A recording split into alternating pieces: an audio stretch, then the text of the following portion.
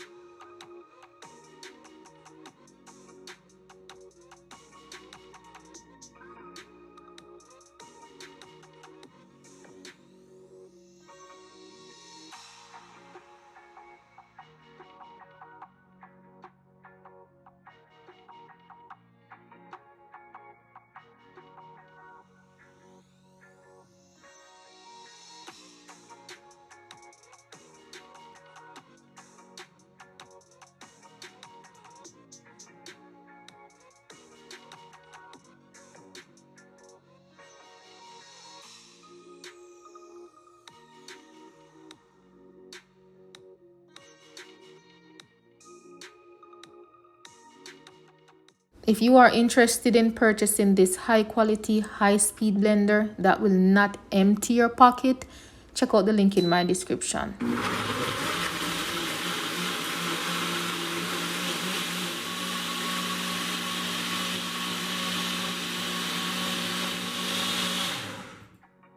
There you have it, my people, a taste of paradise. Thank you so much for watching. I hope you try and enjoy this recipe, and until next time, bless upon yourself.